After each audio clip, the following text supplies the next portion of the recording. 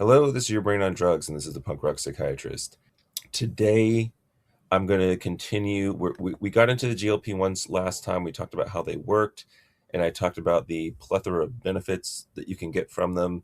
And over the next two episodes, I'm going to talk about um, kind of general information on how to use them and some of the downsides, address those downsides, and you'll see kind of I've heard all the complaints that people have about them, and so these are my retorts to those. Whether I'm like, in some cases I'm gonna be like, yeah, this is a problem, and this is what I would do about it, or in other cases, like, this is not really a problem. So everything comes with risk, and we're going to talk about those risks on this week and next episode as well. So let's go ahead and get started. I'm going to start off with talking about how to dose them because that kind of plays in to the conversation today. So, if you read the package inserts, after these two episodes, I'm going to talk about the medications themselves, and each one of them is dosed kind of differently. However, how they're dosed is kind of specified on the package, where it's like, take this dose this week for a month, and then some of them it's like increase every week, sometimes it's increase every month, and it doesn't really give you any flexibility with if you've got this amount of weight gain, don't increase the dose, or if they're having these side effects, don't increase the dose, or if you've gotten the weight gain that you need, you can put them on a lower dose. They essentially tell you increase them to the max dose and leave them there, and that's not a good idea. All right, so we're going to talk about there's nuance in this. And so some of the problems that people are having is because they are going up too quickly. Because the other thing is, you don't necessarily have to increase every week or every month. You could wait 2 months or 3 months and still do the increase, but perhaps wait a little bit longer because we're losing weight too quickly and then our weight loss slows down. So that's the kind of stuff we're going to talk about. And so these are some of the downsides, and these are some of the ways to get around those downsides. So dosing, you can read the package insert and clearly understand how the drug company has tested their drug in a very inflexible way. But let's talk about doing it differently. All right. And there's not really a problem with this because the way I'm going to talk about dosing is actually less aggressive, right? We're not going to go faster or higher than the drug company tells us. We're going to go slower, lower. We're going to change, maybe the dose down. So there's not a risk in dosing it differently. You're just responding to how the patient is responding to the medication. So even though it's like, oh, this is not how it was approved. Yeah, but this is like less risky. So let's get that out of the way. So you can titrate slower than the package insert recommends. So if they're losing weight too fast, slow down or go back to the dose we were on before. There's nothing wrong with that. Okay. If they're losing weight too fast, if they're having side effects, etc., not all patients will need the max dose. If you get where you want on half the max dose and everybody's happy, we don't need to keep going up. All right. You don't have to follow it just because it says to do it. All right. After the patient has lost the desired amount of weight, all right, we've lost the weight. We're both happy with the weight that's been lost. Now, what do we do? Do we just continue on the dose that we're on for the rest of our lives? Well, if you're going to maintain, you may not need as high of a dose as you're on currently. So one option would be to try lowering the dose to the next dose down and see if we're able to maintain that weight loss. And if so, we might be able to continue going down. And we're going to talk about the duration of treatment and how that's affected in a second. But right now, I just want to get out of the way that you can kind of come down and see how the patient responds. All right. Other options, and these are some cost saving ones, you can dose every other day. You can dose every other week, right? So, it may say, oh, this is a daily dose or this is a weekly dose. Well, maybe we don't need it that often. Maybe we can have it less often. And then that's going to save us money because now it's going to last twice as long for the same price with the same effect. Okay. So that, but I mean, of course, you're not going to do that if the patient gains weight and needed that dose, right? So this is in the case that, maybe we're using a lower dose. And here's the thing about the lower dose. Pretty much all the doses cost the same. If you're on 2.5 versus 15 of tirzepatide, it's the same price. Okay, so that's how so if you lower the dose, you're not necessarily saving money. But if you dose less often, and maybe it's not every other week, maybe it's every 10 days. Maybe we don't go to from every 7 days to every 14, but maybe we do an every 10-day thing. So it's like, oh, take this on the 10th, the 20th, and the 30th of every month or something. So find something that works for the patient. That's the point. And this is like what's fun about being a doctor. Like if the patients could just follow a simple instruction, they could do this themselves. As the physician, you personalize the treatment. And like that's the complaint that we have now. Oh, they go to all these quacks that are like doing personalized medicine, but the personalized medicine they're doing is a bunch of unproven treatments that don't work. That they're basically giving the patients that are susceptible to wanting this personalized treatment and something that's not standard medicine. And they're going to someone like that. And the only reason they might be getting better is because they're very like, they have this high perception that it's going to work and that this is better. But when we test these things against placebos in scientific trials and we blind them, they don't work. So essentially, you're just giving someone a big blast of placebo. So it would be better if our standard medical system could give that big blast of placebo by the patient trusting the regular medical system that actually, like the treatments that we do, work better than placebo, right? We don't want them to go somewhere that doesn't work better than placebo and they're getting a bigger placebo, which makes them feel like they're getting better.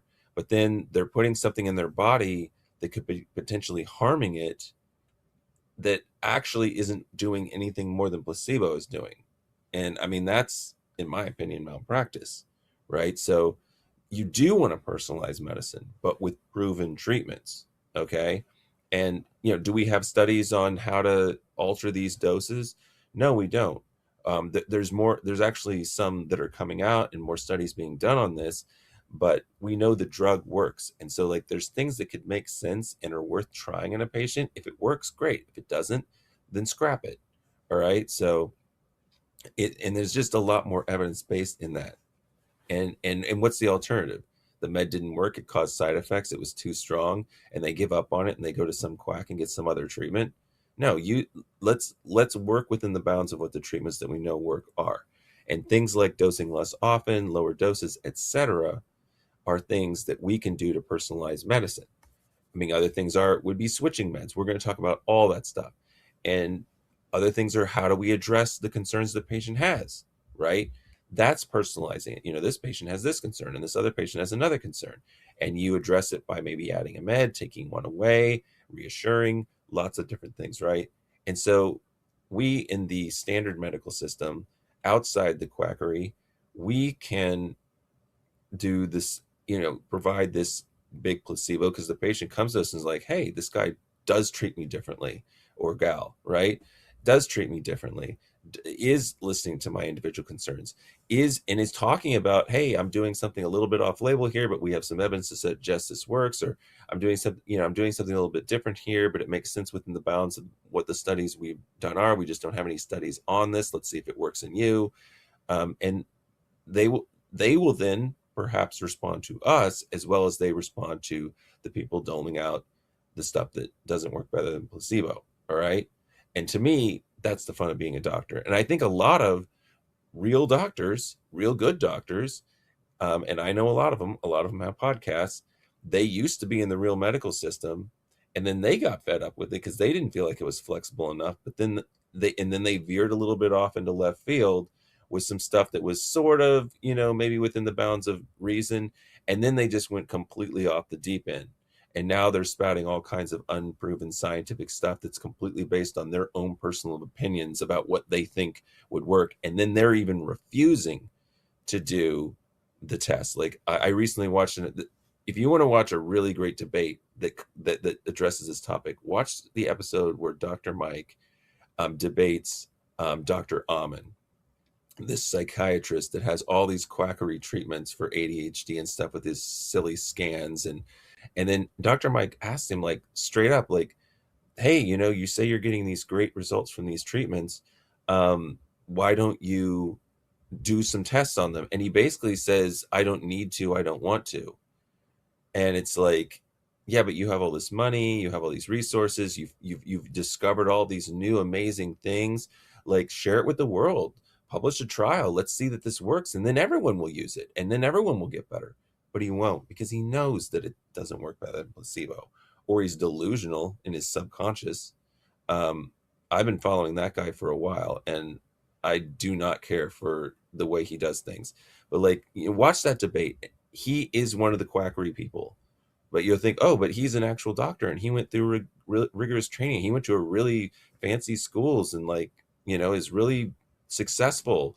Yeah, he's successful. He's a salesman, right? I think we misinterpret salespeople from people who actually know what the heck they're doing. And it's like, oh, it's a great salesman and made a lot of money. Yeah, well, lying and conning people. I mean, if you want to call that successful, I call that a successful person that we should, like, not be giving success to because they're robbing us. All right. So, you know, I think it's important to kind of stray a little bit. And that's like, the whole punk rock psychiatrist ethos is, I'm not going to be led around by drug companies that are trying to manipulate you by lying to you. And I'm not going to be led around by these quacks and things that are coming up with treatments that have no basis in fact, and they refuse to even try to prove. Okay. And then they come up with the data they do come up with is, like, heavily doctored up and used to manipulate you. All right. So what I say is, we as legitimate doctors, we have to find a way to give the correct treatments within bounds and personalize at the same time, get that trust back from the patients, and have them come back to us and stop giving their money to, they're paying out of pocket for people that aren't even helping them, and that's just making society sicker in general.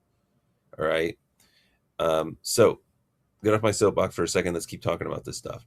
All right. So I said, what could you do if they've already lost the weight? Lower dose, every other day, every other week.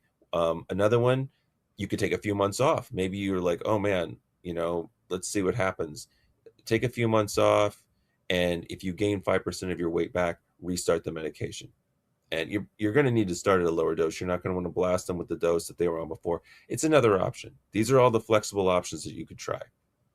Another one, consider transitioning them to other medications for weight loss. Maybe we move them over to phentermine or metformin or Qsimia. Like, we have all these other options. Go listen to those episodes. GLP-1 may not be a good long-term solution for a variety of reasons. We can transition over to some of these other meds. All right. Another point on dosing is that the patient needs to know how to administer it. And I would prefer them not read the pack, because they're going to be shooting themselves with a needle, and all these things work differently. And, like, you should know this. All right. So each medication has slightly different instructions. There are multi-use injector pens. This is Byetta and Saxenda. And we don't really, Byetta, no one's using anymore. That's an old, that one's not even for weight loss, but that was like the original GLP-1 for diabetes. Saxenda, no one's really using that anymore. There are some, we'll talk about it. There's some reasons why you might want to. One advantage of it is that it has multiple doses in the same pen. And so you can, like, dial in the dose that the patient gets a lot more. It's not like it's just one pen with one dose. You hit a button, it's like ejects everything. With Saxenda, you can actually, like, dial in the clicks. And so that gives you more, like, oh, maybe I want to give them 10 clicks instead of 20. 20 clicks was the dose they were on. There is no 10-click dose. We just do 10 clicks. So that's an advantage to Saxenda. However, with Byetta and Saxenda, what you need to know is you have to order needles, because it doesn't come with them. Because every time they inject another dose from the same pen, they're going to have to change that needle. All right. And they may need to purchase these separately if you can't order them, but they can't administer the drug without it. Now, there may be new Saxenda ones that that don't work like this. Like this is changing all the time. Okay, so so there's multi-use injector pins. I actually really like these multi-use injector pins. They're not as easy to use, but they give a lot more flexibility. Next, we've got single-use injector pins. So this is Bydureon, which is the same drug as Byetta, but it's different length of action. It's exenatide. And then you've got Trulicity, dulaglutide, Wegovy, semaglutide, Zepbound, tirzepatide. So those all come in single-use injector pins. You inject once, and the pin is done. You throw it away. And then you've got vial is another option. Now, Zepbound, for a while, you had the option of using a vial. Um, I don't know if this is available anymore, but the thing is, these things are going to shift. Maybe vials are available sometimes, and then it's single injector pins. They went to this vial because of shortages in the single of producing these single injector pins, and the vial is easier. So it's basically like you have like a standard syringe, and you draw up the amount that you need into the syringe and inject, and then the vial still contains medication that you will then draw up the next time you give a dose. It's kind of like a multi-use pen, but the multi-use pen has the drug in it, and you click in the amount you want. So basically, you click, click, click, click, click, and then you hit a button, it injects that amount, and then you take that needle off, and then the next day you click the amount you need and put a new tip on there. With the vial, you're using a new syringe and new needle, and then you're drawing up from the vial that the medication is inside. So I'm not sure if that's still available or not. It was a better option for a while because it was less expensive, and it also allows more flexibility, but it is more difficult to use. And when we're talking about having patients self-administer injections, is it the best option? But I mean, there's people do insulin and lots of other injectable medications as well. So like they can learn how to do it. But you need to know what you're providing, and then do I need to give them needles? Do I need to give them syringes? Or are they going to have to get that on their own? And then also, like, how is it injected? Like, where do they inject it? Do they change spots? How do they put it in? They need to know how to operate this thing, and I think you should probably tell them so that they don't have to figure it out on their own and potentially do it incorrectly. All right. So let's talk about duration of treatment. How long do we have to use these GLP-1s? Okay. A long time. All right. Obesity is a chronic condition. Weight regain is extremely common if the medications are withdrawn. I mean, there's been a number of studies on this. A lot of people regain all the weight. Some people regain even more if they stop taking it. And usually within 1 to 2 years, it's all back again. Some people may be able to you may be, like I said, you may be able to maintain people on a lower dose. They may not need the max dose. We talked about that on the dosing just a minute ago.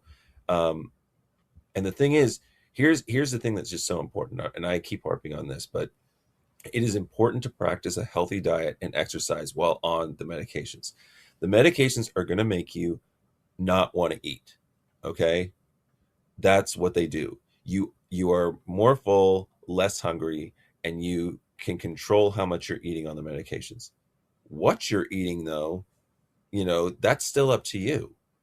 Whether you're exercising or not, that's up to you. You use this opportunity to eat a healthy diet and exercise. Because the thing is, if you do want to come off these medications or lower the dose in the first, or just lower the dose to something else, or change to another medication and have yourself retain your weight, if you haven't instilled healthy diet and exercise lifestyle techniques that we talked about in the beginning episodes on this series, then you're gonna regain the weight, right? Like they're just helping you eat less.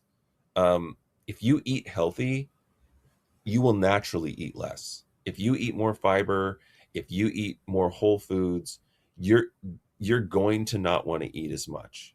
If you're exercising and building muscle, your muscles are going to be using more energy, and so you'll be able to eat more but like stay the same size. So having that muscle is going to help you retain that fat loss. Having a healthy diet is going to help you be full when you're not on the meds, if you're not going to be on them, or you're on a different med, or you're on a lower amount. Okay? If you don't make those changes, when the GLP goes down or away, your appetite's going to come back, and you're just going to eat the same crap you ate before. Okay. And it's like, this is not helping you. And if you're not, and the thing is, you do lose muscle when you take these medications. So if you're not trying to build muscle, you're going to put yourself in trouble. We're going to talk about that in a second. That's a big thing about the muscle loss. I'm going to go through that in a whole section. So it's like extremely important to change your diet and exercise. I almost think it's pointless to be on these medications unless you have diabetes, because it does help with diabetes. But for weight loss, I kind of feel like it's pointless to take the medications if you're not changing your diet and exercise, because you could actually, and we're going to talk about this in another slide about, I mean, you could become malnutritioned because you're not eating as much. You're not eating as much of the healthy things either. When you were eating a higher volume, it was more likely you were going to get those things. Now that you're eating less, if you're not eating healthy, you may not be getting the things that you need. So it's like, you, you know, this is not a magic pill or a magic shot. This is not, I just do this and then I don't have to do anything. I don't have to do anything hard. No, you still have to change your diet. You still have to exercise. This is not a get out of jail free card. Okay. Um, and so you may be thinking, well, why don't I just do the diet? What's the point of taking the medication? Why don't I just do the diet and exercise and I'll lose the weight anyway? No, that's probably not going to work, especially for, more than 5% weight loss. Some people can do it, but here's the thing. You've got all these signals telling you not to do this, right? And they have to be gone for a while. So while you're on the GLP-1, this like signal telling you to eat crap and eat a lot is gone. Use that opportunity to change your diet because it will be much easier to do it now. Exercise, it will be much easier to do it now, right? And then after months and months and months, you've instilled new habits. You've figured out how to get the crap out of your house. You figured out how to eat better. You like eating better. It's become, a routine. You actually enjoy it. You've made a new lifestyle, and it's going to take months, if not a year or longer, to be able to do that. And if you don't have that GLP on board while you're doing that, you're not, you could, but you're probably not going to do it. It is much easier to do that while you're on the med. And then if you do that, you may not need the medication because now you've got a healthy lifestyle that's going to kill the signals. And so for most people, those like signals, once you've been eating well for a while, they're going to go away. I mean, that could be 1 year, 2 years, maybe even 10 years. So for some people, they may be able to get off these medications earlier, some later, some never. Okay, I'm going to talk about that. There was a study on that recently. All right. So also, other medications, like Vyvanse and like other things, you could replace these with. So, how long do you have to take these? Well, some people might take these and then we can get on something else. You could take a Vyvanse or a phentermine or something like that. We could transition. All right. So you might not need to be on the GLP-1 forever, or you could be on a lower dose and maybe add one of these other ones. I mean, that's part of the personalization. We can combine things to kind of figure out what the best fit is for the person. After we've gotten them to the weight loss, how are we going to maintain it? Let's monitor them and see how that goes. And then I want to talk about the Surmount 4 study. This was a study where they basically looked at people who are on these meds, they lost weight, and now they're off, and how many regain the weight. All right. And it was like a pretty, I think it was like a couple of years, this study or more. 17% of patients maintained the weight loss upon stopping. So 17% used them, got off of them, kept the weight off for the most part. All right. Maybe they regained 10 or 15%. I think that was like, it was like if you maintained at least 85% of the weight loss, they considered you in the 17% group. 25% of people regained 25 to 50% of the weight that they lost. So not all of it, but a lot of it. 33% regained 50 to 75%, so more than half. And then 25% regained more than 75%, some even more than they had before. And the interesting thing is these patients, the ones that regained all the weight or more, these patients also lost the least amount of weight to begin with. And the 17% people, they also lost the most amount of weight. So The more responsive you are to these meds, the more likely it is that you can keep the weight off, and the less responsive you are, um, the harder the less you're going to gain, and the less you're going to lose, and the more likely it is you're going to gain it back if you stop the medication. So that's something we're kind of like figuring out. There's a couple of studies that have shown that now, and there was actually another study. It was like the sustain attain or something, attain sustain, where they switched people to the new one, or orforglipron. We'll talk about that one. That one just got approved a couple months ago. Um, it it's the daily one. It's one of two daily oral pills, and they found that when they switched to that one, they basically could keep the weight off, but like it costs about the same. It's the same kind of medication. Is there really an advantage to doing that now? Um, uh, Probably not. All right, and we'll talk about that in a second, or not a second, but we'll talk about that in another episode. All right. Um, Going on with duration of treatment. So the optimal duration of medication treatments hasn't been established. It typically takes around 2 years to reach desired weight loss. It depends how much you're starting with. It depends where we're going to get to.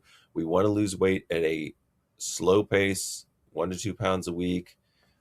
Sometimes you're not going to lose weight on a week. So it takes 1 to 2 years to get that out.